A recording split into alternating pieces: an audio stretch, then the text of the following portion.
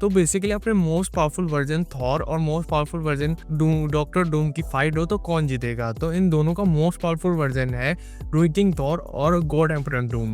मतलब थॉर का most powerful version है रूइन किंग थॉर और वहीं पे डॉक्टर डूम का मोस्ट पावरफुल वर्जन है गॉड एम्परर डूम। तो इन दोनों में फाइट हो तो कौन जीतेगा?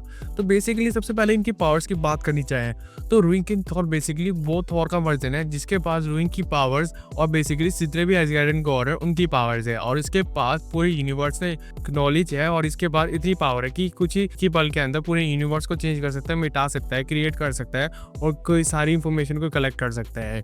और वहीं पे गॉड एम्परर डूम का एक ऐसा वर्जन है जिसके पास बियॉन्डर की पावर है। इसके बाद बेसिकली जब हमारे इंकर्जन स्टार्ट हुआ था, सीक्रेट वॉर की स्टार्टिंग हुई थी, तो बेसिकली ये इंकर्जन का सोर्स ढूंढने गया था जहाँ पे पता चला था कि इन सब के पीछे बियॉन्डर है, जहाँ पे बेस ने बियॉन्ड मॉलिक्यूल मार के एक बम बनाकर बियॉन्डर पे मारा था जिसकी वजह से जो जितनी भी बियॉन्डर की पावर्स थी वो डॉक्टर डूम के अंदर अब्सॉर्ब होकर आ गई थी। तो अगर इन दोनों में फाइट हो तो कौन जीतेगा? तो इसकी दो पॉसिबिलिटी बैठ सकती हैं। सबसे पहला, अगर अपने डॉक्टर डूम मतलब गॉड एम्परर डूम और रूइन किंग थॉर की डायरेक्ट फाइट हो तो बेसिकली मोस्टली चांसेस थॉर के ही जीतने के हैं क्योंकि वो इतना ज़्यादा पावरफुल कैरेक्टर है मतलब डायरेक्टली फाइट के अंदर, जिसकी वजह से अपने डॉक्टर डूम को कोई मौका नहीं मिलेगा अपने आप को बचाने का, मतलब रिफ्लेक्ट अटैक करने का। और वहीं पे दूसरा केस ये हो सकता है कि अगर अपने गॉड एम्परर डूम को पहले से पता होगा कि उसकी फाइट रूइन किंग थॉर से होने वाले है तो बेसिकली वो बैकअप का भी बैकअप प्लान बनाते चलेगा कि अगर वो हार जाता है तो वो कैसे अपने रूइन किंग थॉर को हरा सकता है या फिर उसकी वीकनेस ढूंढ सकता है।